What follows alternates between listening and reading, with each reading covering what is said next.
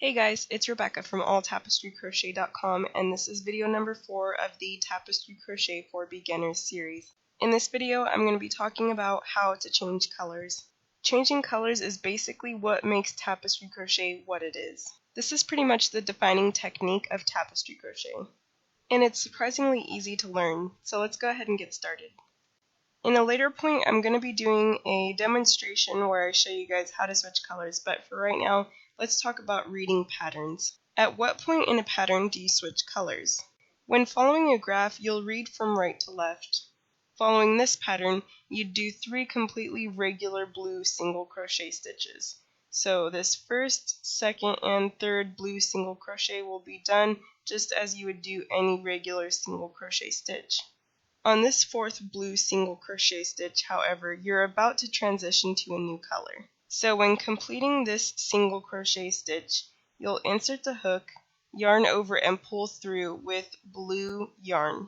Then for the last yarn over and pull through, you'll complete it with pink yarn. Then once again, you would do the first, second, and third pink single crochet completely normal, and then for the last pink single crochet, once again, you would yarn over and pull through for the final time with blue.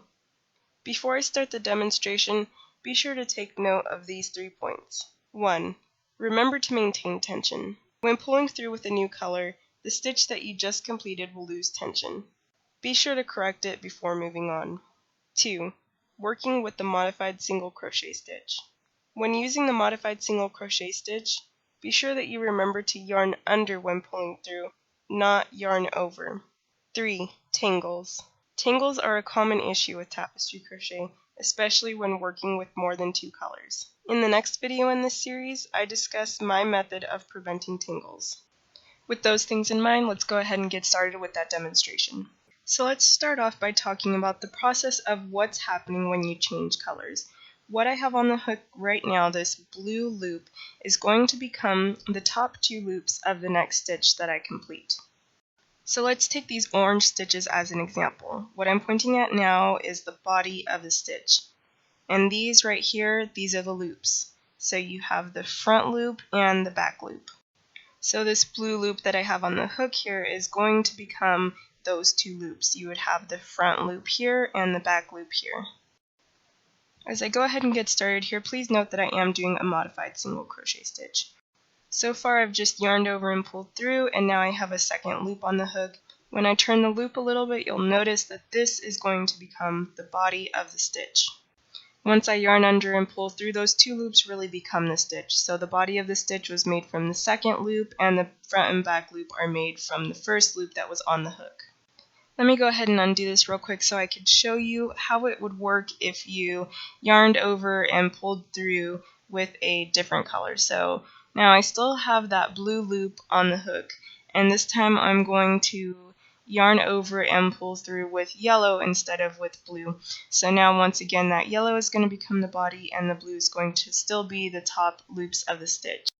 If we do the second yarn over and pull through with yellow, we will be left with a yellow loop on the hook after completing that stitch. Just for fun, let's go ahead and make the next stitch the reverse of what we have here. So the yellow will be the front and back loops, and the blue will be the body of the stitch. So I'm going to take the blue yarn, and now this time I'm going to insert the hook, and I'm going to yarn over and pull through with blue. So now that blue is going to be the body. And if I yarn over and pull through again, now we have blue being the body of the stitch and yellow being the front and back loop. And now we have, once again, blue on the hook.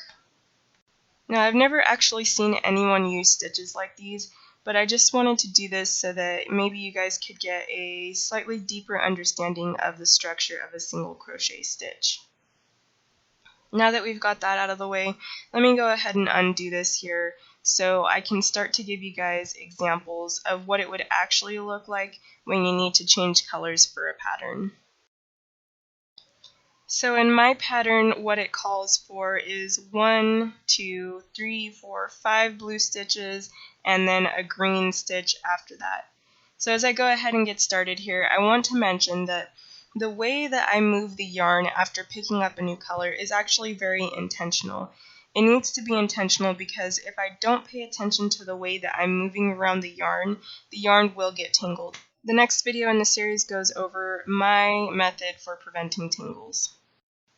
I'm just about to the point where we need to start thinking about switching colors. So I've completed 1, 2, 3, 4 blue stitches, and on this 5th blue stitch is when I'm going to have to switch colors. When you get to the final stitch before you need to change colors, into that final stitch, you're going to start regularly, but you're going to end by yarning over and pulling through with the next color.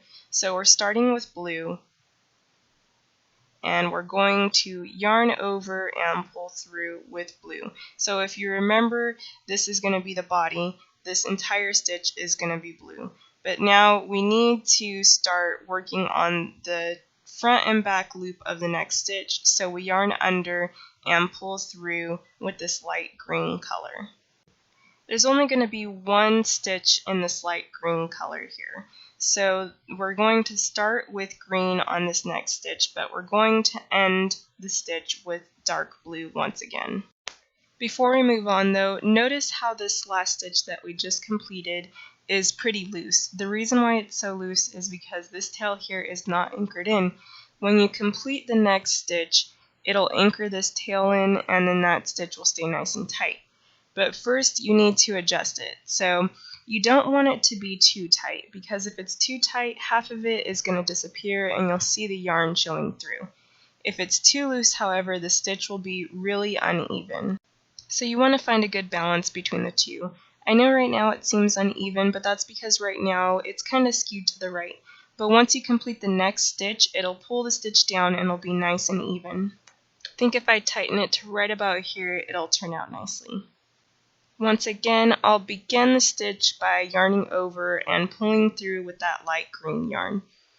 At this point, now that I have the stitch set up, I'm going to switch to the dark blue, and I'm going to do the final yarn under and pull through with that blue yarn.